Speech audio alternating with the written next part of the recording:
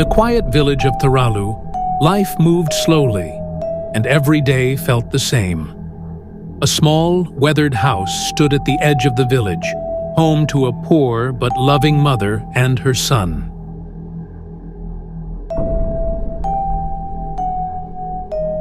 The mother, Leela, made her living by gathering lotus flowers from the village lake, selling them to make enough for the two of them.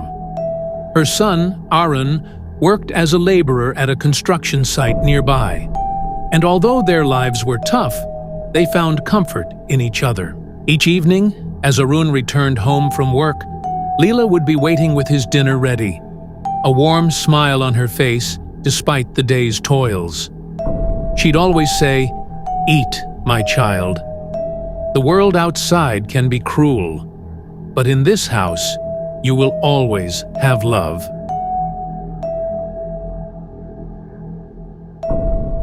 One evening, Arun returned home after a long, exhausting day.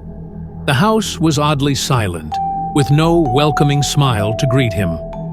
On the small wooden table in the corner of the room, his dinner plate was set, the food covered with a bowl, as it always was.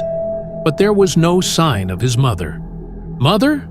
Arun called out, his voice echoing slightly in the stillness of the room. No response. He checked the backyard, the small kitchen, even the path leading to the lake. But Leela was nowhere to be found. Strangely, the food had been freshly prepared, still warm.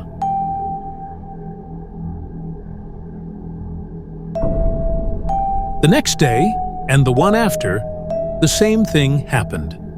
Every evening, Arun would come home to find the house empty, but his dinner waiting on the table, perfectly arranged as though Leela had just stepped out. By the third day, panic began to creep into Arun's mind.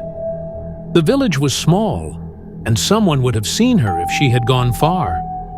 The villagers knew each other well, and it wasn't like Leela to disappear without a word. On the fourth evening, Arun's door burst open, and a breathless villager stood there, eyes wide with fear.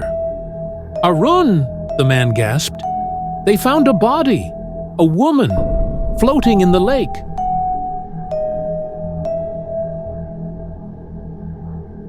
Arun felt his blood run cold. Together, they hurried to the lake's edge, where a crowd had gathered. There, floating among the lotus flowers Leela used to pluck, was the bloated, lifeless body of an old woman, her features twisted and unrecognizable from the time spent in the water.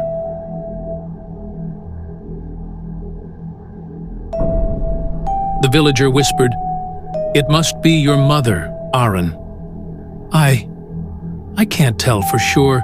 She's been in there for days." Arun's heart pounded as he knelt beside the body. The necklace around the woman's neck, the one his mother always wore, told him the awful truth. This was Leela. His mother had been dead for days.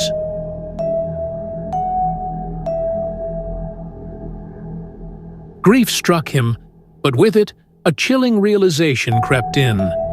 If his mother had been lying dead in the lake for days, who had been cooking his meals? Who had set the table for him every evening? That night, Arun returned home, his heart heavy with sorrow. The house seemed even darker, its silence oppressive. Yet, as he entered, there it was, the familiar plate of food, freshly prepared, waiting for him on the table.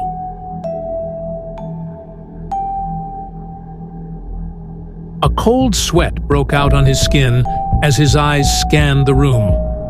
The air grew thick, and he could feel something watching him. Slowly, he turned toward the kitchen. And there, standing in the doorway, was the silhouette of his mother.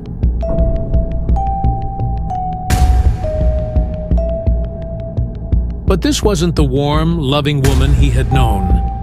Her clothes were soaked, her skin pale and waterlogged, her hair clinging to her face, dripping with the water of the lake. Her eyes, once so kind, were now hollow and dark, her mouth twisted in a grotesque smile. "Eat, my child," Her voice rasped, wet and broken. "I made this for you." Arun's body froze, unable to move or scream. The figure of his mother took a step forward, water dripping onto the floor, the sound echoing in the oppressive silence. "I'm always with you, my son," she whispered, her voice cold and distant, as though coming from the bottom of the lake. "I'll never leave you, not even in death."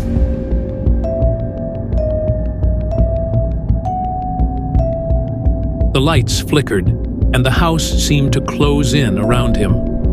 Arun stumbled backward, his breath shallow as he watched his mother's form dissolve into the shadows, leaving nothing behind but the smell of damp earth and the haunting presence of her love, now twisted into something terrifying.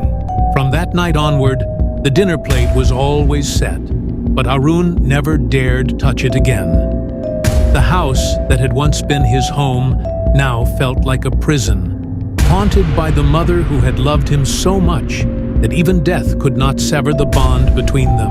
And every evening, as the wind rustled through the village and the lotus flowers swayed gently on the lake, the villagers could hear a soft, haunting voice on the breeze. "Eat, my child, eat